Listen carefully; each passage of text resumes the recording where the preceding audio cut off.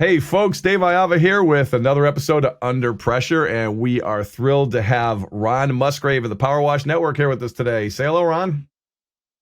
How's everybody out there doing in webcast land? Outstanding. Ron, we just bumped into each other at the last conference I went to, and I got to learn a lot about the industry, and was able to ask you some questions, and I wanted to talk a little bit initially that I see with a lot of people I'm meeting, not just in this industry, but also in like home inspection, which is another area we do a lot of work in, is taking. We all have to kind of face this, right? We're building a business, we're doing everything ourselves, we're trying to figure it out, and then we max out the amount of time we have, and there's really nowhere left to go. We kind of have to decide: are we staying here, or are we going to start scaling this thing up and working toward becoming a legitimate business that really becomes an asset? So the question is where does the individual start? Where do they begin in that scale up process, and how do they get that process moving quickly? Okay, you've done all you can do. You built your one man, army. You're the guy who's writing the payroll. You're the dishwasher. You're the chief bottle washer. You fuel the trucks. You stock the trucks. You're that guy. And when you think about this, as far as scaling up, you can't be that guy. It's just not possible. If you want to scale up any business, you've got to find talent, and you've got to allow these other people. You got to train a lot of these other people to take those tasks on for you. But I want to say this, Dave, because I always be aware of this. Before I realized what I was doing, I built 5 competitors. Okay. And then I realized that I'm not looking for me, okay? I'm not trying to clone me. I'm trying to find people that maybe my weaknesses are at, and I need to find that talent to cover my weaknesses versus trying to find somebody to replace me. Because if you're training you're just training your competitors. And what you want to do is you want to train specific people to do specific things inside of your own organization. I always say organization, and guys think I'm talking about like outside organization. Your business, I'll just use that word, in your business, which is your organization. And a lot of guys don't understand that either. You have to start thinking you're an organization versus just an individual person that has that bought a job. And that's the tough thing, I think, for a lot of guys in this blue collar service, home service industry to really understand is that if you want to not be on the truck and not be the service person, and you want to own that business and run that business, your mindset has to change to where you have to start finding that talent to fill in, to be the chief bottle washer, to, the guy that fuels the trucks, the guy that maintains the trucks, all those different things that you need, that you have to plug in, that you've done now, and you've done all those positions, but you can't keep doing them if you want to scale. One of my challenges was when I started growing, and I'm glad you pointed out that mindset aspect. You really have to change the mindset.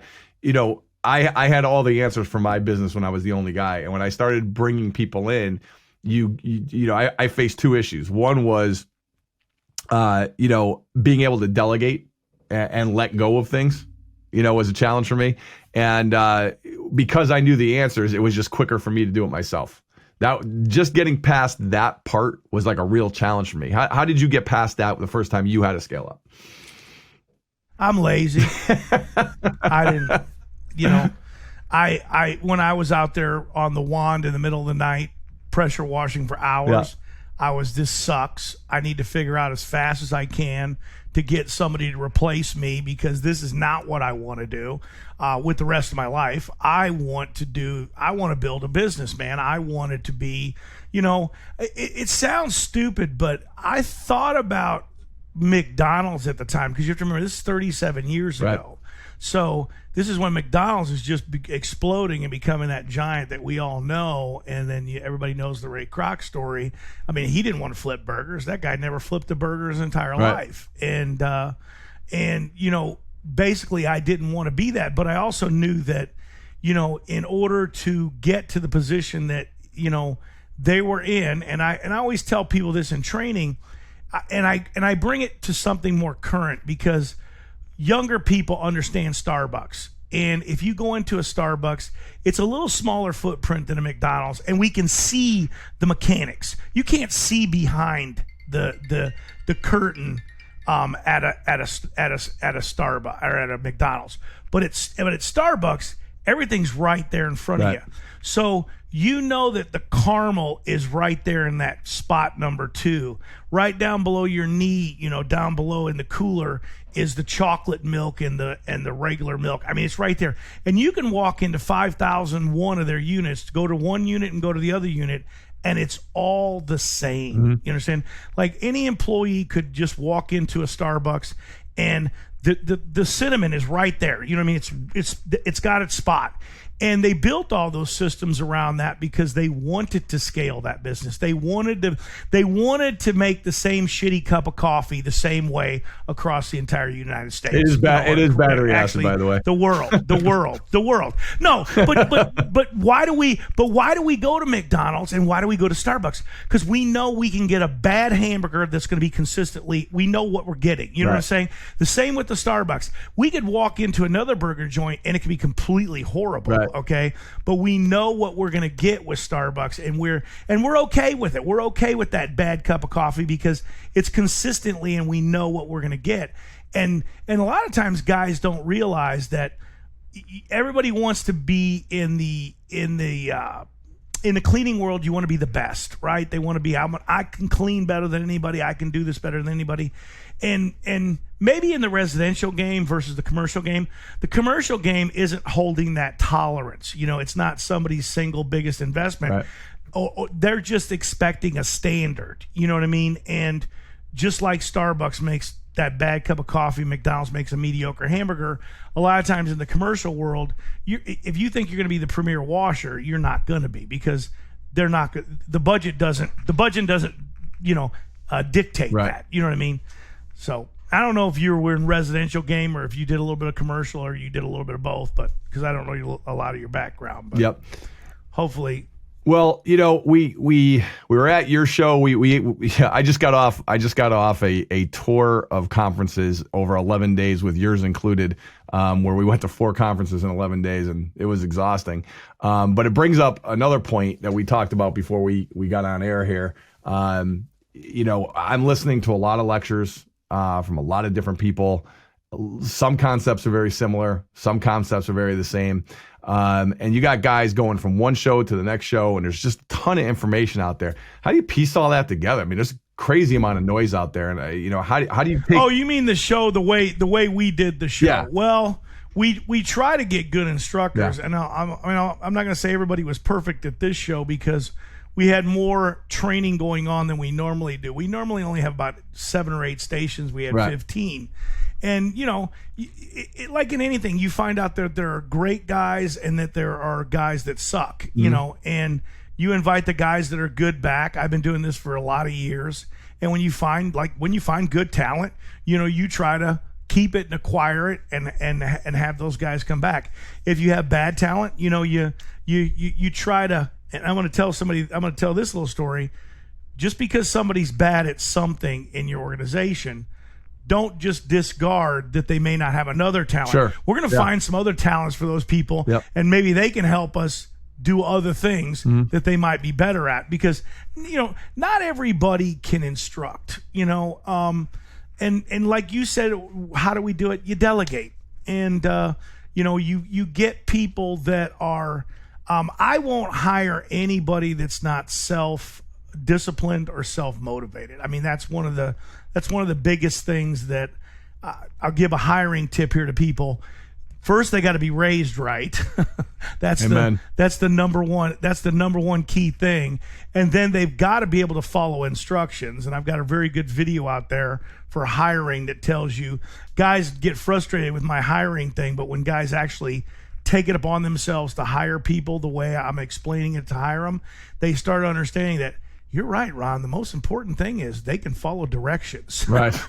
because if you get hired an employee and they can't follow any directions, man, you're training somebody that can't follow directions, you're at your wit's end. And I'm bald, so I'm not going to pull my hair out. But if I had any hair, I'd pull it out. And I'm going to tell you something, Dave. Just so you know, I suck with employees. Just so you know, I suck.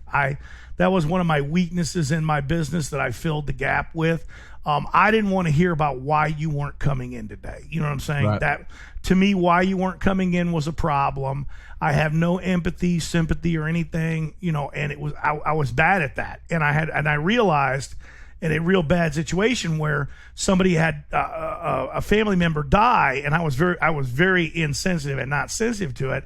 And that was the day I realized, hey man, you suck at this. You need to find somebody that can handle this, because there are people out there that you can hire that understand that people have problems, and that those problems now are our problems, but we have to figure it out. And I'm not that guy. I'm just not that guy. Gotcha. So, well, going back to what we were talking about earlier too, is when I bounce from conference to conference to conference, right? I hear someone's bringing up a point on how to scale one way. You see another guy, it's how to scale another way. And we had talked about, when you're building these systems, you can't simply just take from everybody, because you're going to build a system that doesn't work. So how do you piece all that together? How do you get everything in line so you can go?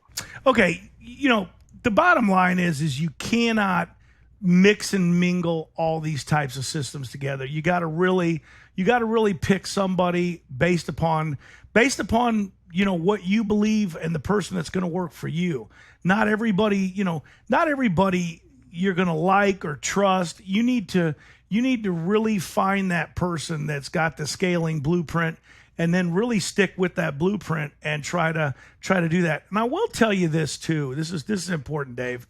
Guys don't try long enough or hard enough. True. Or they're not good students. You got to be a good student. There are great teachers out there, but if you're a bad student, you're not gonna have any value in whether you're paying for the instruction or whether you're not paying for the instruction. I've seen it both ways. I always tell people all the time, I go, no, man, I think you should give that guy, I think you should give it a little longer. People always want things instantly, and these types of things, when you're trying to build these things, they don't come instantly. Nothing comes instantly. It's like you were saying, you get frustrated because, sometimes you try to piece things together and they don't come together right away. It's not easy. It's not easy. Can I tell you one little thing can I talk about systems? Sure, go ahead. A little tip on systems. First thing first, okay, guys, when you're building systems in your business, I found that systems without any accountability are junk. You throw them away. They don't work. And I'll give you a tip on accountability so you can get this in your head. Next, you see a single piece of paper. If a system is not built on a single piece of paper, each individual thing, I don't care if this is instructions on how to fill the coffee pot in the morning, it needs to be on one piece of paper. One simple piece of paper, one simple outline. Not a manual this thick is all great, and we all feel good when we're done with it, but there's no employee that's going to read Absolutely. It's not going to happen. Right. You need one single piece of paper. Second, when I said accountability on any systems, we all know this one because we've seen it. We've walked in the restroom, we've looked at the back door of the restroom, and we see where the employee signs off. Right. The restroom's clean. And we've all looked at it and go, we watch the employee come in, look at the restroom, sign the thing, and go over there and go, he didn't do a damn thing here. You know what I'm saying? And the one that works is when the employee comes in, signs the thing, and guess who comes in afterwards and signs right after? Supervisor. The boss. Right. The boss. That's a system with an accountability. Now, does it mean the boss signs it every time? No. But the thought process of that the boss could come in because they see the signature line there, and they see the other initials where the boss did come in and sign it, they make sure that they actually do what they're supposed to be doing. And that's a system with an accountability in a very simple and fundamental way. It's very difficult to figure out those things when you're building your own business to hold accountability to each and every task. So don't drive yourself nuts with that, because sometimes you can't. And remember what I said, don't hire people unless they're self-disciplined anyways, Right. because if you hire people with self-discipline, they're going to follow through and they're going to follow instructions and they're going to do what you told them to do. And if you get, but we all don't, we don't all have employees that are perfect like that. So that's why we have to build systems with accountability. Right. And the other thing too is you could have all, there's a lot of areas of breakdown. So if you could have the greatest systems in the world, if you don't have that accountability, then those systems aren't going to work. You might even have the greatest systems in the world with accountability, but if you don't have the right people hiring, you're not going to get the right people into those positions. So it's a magical combination. It really man. is. It is. It's a magical combination. And I'll tell you, with what you're saying there, a lot of times building your talent from within is, and all the, we don't have to mention these guys' names. They're all the billionaires in the world. They all say that they've better to find talent from within their own organization than to go to an Ivy League college and hire somebody that just graduated, because they realize that the people that are within inside their organization, they can find leaders within inside their organization. They can train that talent within inside their organization. Right. And who knows their organization better? Those people. So building from within inside is always going to be it's going to be the greatest thing. But with that said, remember, lots of great entrepreneurs have built fierce competitors. And if you ever read the story about Price Club and Costco, that's one of them. The guy mentored the guy, and he wound up taking over the entire business, and now what are they? The 19th largest retailer in the world. Yeah, we always talk about training your own competition. That's what it is. And he trained the guy, Right. and the guy took over his business. And that's a story that maybe Costco is a great company. It's a very great company as far as employees go too, because the guy was very good and per se better than the actual founder of the company. The guy wound up. I mean, it's not a hard luck story. The guy that originally started the company did very well, but not in comparison Sure. to the guy who actually took over the company. That's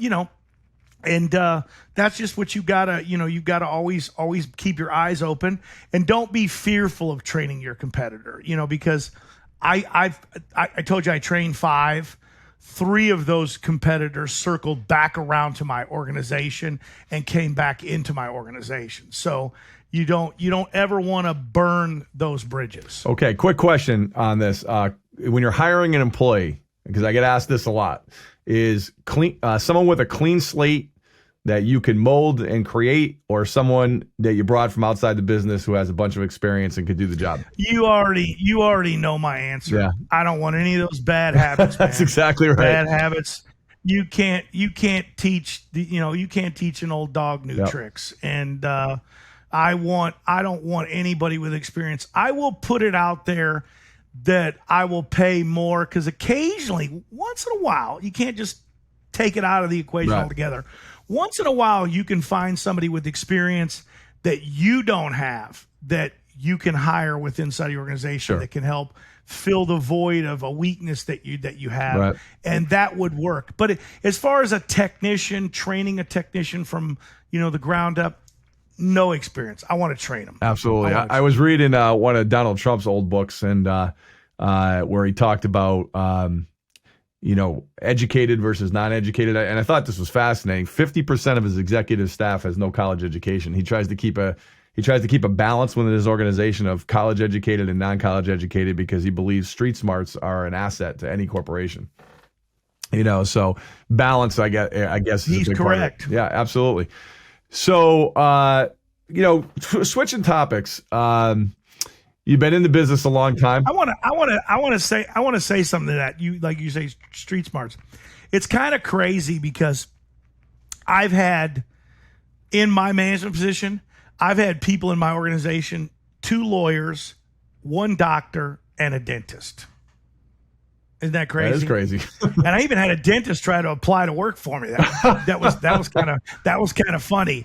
And at the end of the interview, I said, "Man, what are you doing here?" He says, "I just got out of dental school." He says, "I have my equipment set up in my garage." And he says, "By the way," he says, "I'm taking cash if you need any dental work." I thought it was pretty fun. It was in the 2008 downturn. Well, it's similar industries. You're both involved in cleaning, so it's just similar industries. That's it. You might need my teeth cleaned. I says, "Come on over." But I said, "Man, by the time I hire you," I said, "you'll be back in the dental chair and you'll find a job somewhere." But I thought it was kind of funny, but it is. But I did. I had 2 lawyers, a doctor, and a dentist they actually worked for me and became that after the fact. One here was just recent. Yeah.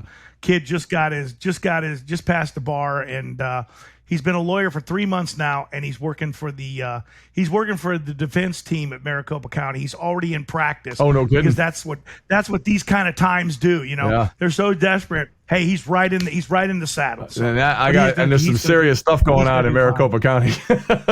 He's going to do fine. Yeah, there's some stuff going down in that county. So going, you've been in the business a long time.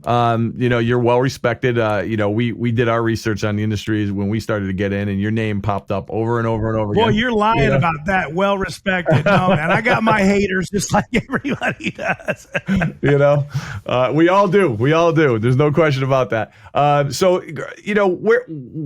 What's going on in the industry right now? What's getting hot? What trends are there? What can people? So I was going to tell you the explosion. As far as all the new guys coming in, I don't think it's as great now because of the things that are going to affect the economy here in the future. I don't think we're going to see a downturn in the economy.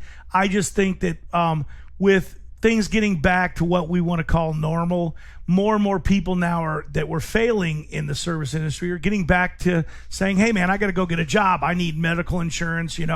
Employers are hiring again. So, they're continuing to go back to work. Some may continue to try to do it part-time and go back and take their jobs. Others, are still getting into it. I mean, I don't know, as you saw at the event, probably if you saw the part where we raised the hands, most of those people in that room, half those people were brand new people looking to get into the business. So when you have 200 or 300 people in the room and half of them are getting into business and they showed up, I want to say in Nowhereville, Florida. I mean, because we were not in Orlando, we were not in Miami, we're not in Atlanta, Phoenix, New York. We were in Nowhereville, Florida, and we had 300 or 400 people show up. And half of them raised their hand and said, "Hey, I'm brand new, trying to get into this business." So it's still a big, it's an industry that's growing. There's room to grow. All these guys in this industry go, "Man, you're bringing all these new guys in." I said, "You know what? We need to raise these guys up. If we just let them come in and limp in, and they have no education, no fundamentals, they're going to destroy the industry." It's like people don't realize, like athletes, when you play a weak team, you start dumbing down to their level and you play weak. Well, if we're raising up the standards of the industry. You're talking about the Dallas Cowboys, right? Particularly, that's what you're talking about. Are you a hater? Are you a Dallas hater? No, I'm a Cowboy fan, but I've been watching them dumb down their game for 25 years. Man, I'm going to tell you right now, man. I don't know if you know this. I went to school with, do you know who Chad White is? Chad White, that rings a bell.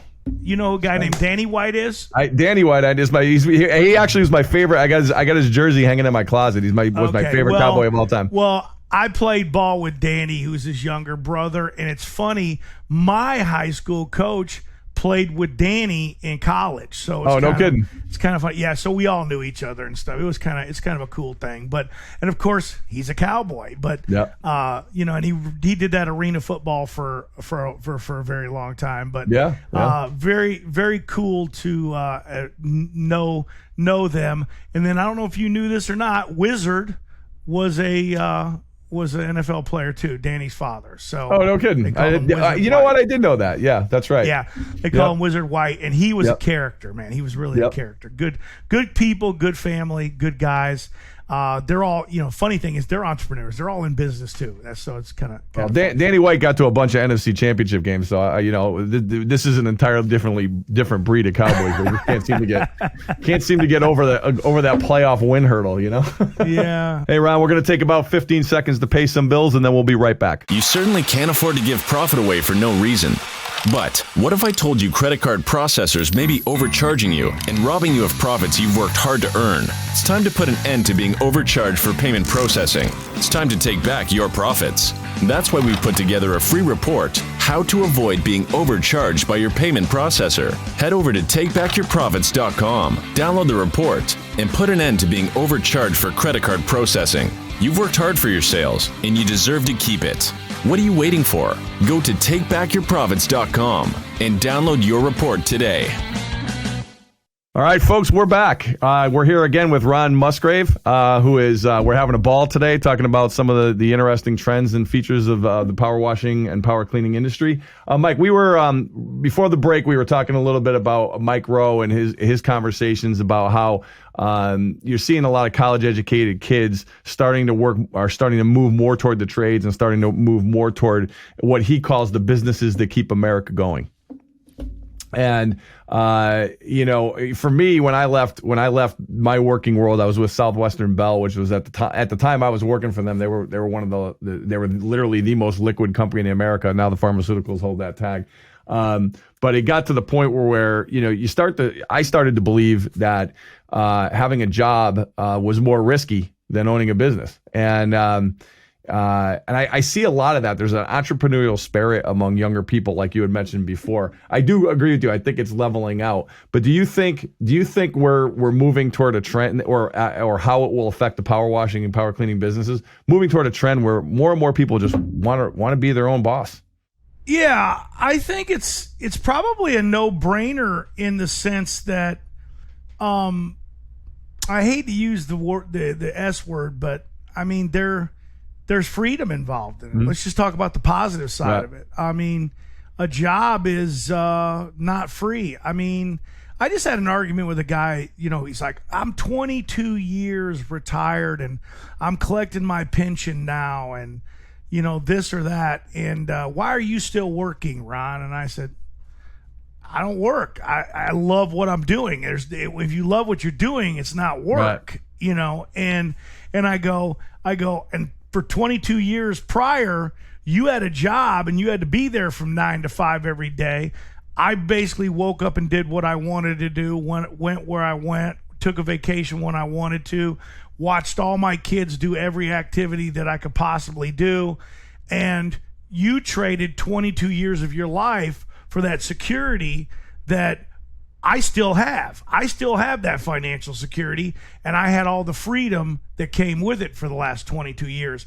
And I think when college kids realize, because I think they watch their parents, and they've watched their parents grow up with that job. And my old man always would say, "Why would you work for somebody else?" And this is what really got this guy's goat. Why would you work for somebody to make them rich when you could work for yourself and make yourself rich? Right. And my father always said that, and it resonated with me because I've never, my father never had a job. I never had a job, and we've always been an entrepreneurial family. My brothers, my sisters, everybody here has always been an entrepreneur, and that's what these kids are seeing. I think it's a no-brainer for them. Why do I want to be in a job for 22 years to go collect a mediocre retirement when they know now they can, like you said, less risk? Hey, if the business doesn't work, that job's going to be there, man. Right. I mean, right. Yeah, I mean, it's always going to be there. And you have time too. If things start to go south, you have time. I mean, businesses don't collapse in one day. You see it come. Well, you see it coming. Then look at the internet, and here's the real reason why. The internet is giving them so much knowledge of so many failures now. Who knew 20 years ago Donald Trump had so many failures? Who knew that Jobs failed so many times. Right. I mean, Jobs was one of the biggest failures on the planet. Look at them now. What's $300 and some billion reserve or something like that? I mean, largest company in the world, and people don't even know that. They think they still think other companies are making more money. And here he is. This guy was desolate and broke multiple times in his career, and now it's one of the most powerful companies in the world. It's crazy to think that's how it is. And would we have known that with the old school media, watching sitcoms in the 80s and the 90s? Right. No, we wouldn't have seen that. Kids now, here we go, man. I had a 4-year-old that was texting on this thing. Yeah. When she was 4, using phonics, making her first Amazon purchase. Actually, she made 2 before we realized she was doing it and it wasn't us, at 4 years old. Figured it out. And let me tell you one more thing. She's 10, okay? And she started to dance by self-teaching herself on YouTube. And when she went into a dance studio and went to a competitive event, she had showed at the event, which is, I don't know if you understand competition, means she's the best in her class. Right. You understand that? Of the dancer. She had never been in a competition in her entire life. And there was these girls that had already been there for 4 or 5 years that had been in these studios, and she self-taught herself. Off the internet, yeah. I'm gonna give TikTok a lot of credit, okay? Because those kids on TikTok. This is bad for the Arthur Murray business model, But you do understand that that's what's happening, and I think that's what these kids are seeing. Right. They're like, and they're probably devaluing their college education a little bit after they realize that, hey man, I really didn't learn a damn thing to move me along in this job, other than, I think that what people don't realize is employers would hire college people because they said, hey, they committed to something, they finished it, and they completed it. Let's, they're going to be a better candidate than taking a shot at somebody that didn't do anything. And I think that's all out the window now. Right. I think it's gone. Yeah, I do too. Going back to education, in your industry, you've built a training organization. And you go to these things, you see 300-400 there at a time, and there's 5 or 6 solid events a year, and you're talking about 1,500, and some of those are the same guys, so maybe it's 800 or 900 out of an industry that might have 30,000. Why are some people so geared into education? How's that going to advance them in comparison to the people who are, maybe they're doing some learning online, maybe they're doing some stuff there too. I don't want to, completely put them in the corner. I think just like anything, online, you have to sift through the garbage, and you can go, like we talked about before, you can go off in the wrong direction because you're following somebody that, basically in theory, they're trying to tell you something, they really didn't do it. When you can come out, there's a thing about relationships that's never going to be replaced. When you can come out, shake somebody's hand physically, lay your hands on the equipment physically, and actually seeing it working and understanding it, and then talking to somebody that you check my credentials out. What I'm telling you is real. I'm first on YouTube. I was on the internet in the late 80s. I've got blogs from the 90s, about this industry. Obviously, that sets in that, hey, man, this guy's been around a while. He must know what he's doing, or maybe he doesn't know anything what he's doing, and he's been faking it. But, that's pretty tough. It's pretty tough for 37 years to fake it. Yeah. But a YouTuber can fake it. We see it every day. They say, hey, I'm going to become the next guru online, and I'm going to sell these things. So there's an advantage to coming out to an event. You want to curve that learning curve, right? You want to take some time off of it. So if you invest in yourself, come out to an event, whether it's a free event or a paid event. My events are free, but I don't tell people not to go to paid events. There are great paid instructors. Again, you have to vet the instructors, vet the training you're going to, and choose wisely, and know that you're going to, and go there to get what you're going to get. Some guys come out and they go, well, Ron, we didn't get what we were going to get at your training event. And I said, what did you think you were going to get? Well, we thought we were going to know how to power wash from A to Z. I said, well, that's like a 6-week course. I go, you have to go out and actually do this and get trained up and do it with somebody for a little bit longer of time. All right, folks, that's it for another episode of Under Pressure. Ron, thanks so much for coming on. I know you got an event coming up soon. Why don't you tell us a little bit about that before we take off? Well, that's awesome. Thanks for having me, man. We're going to have an event in Houston, nationalcleaningexpo.com. It's a free event. It's on the 9th, 10th, and 11th. It's in Houston.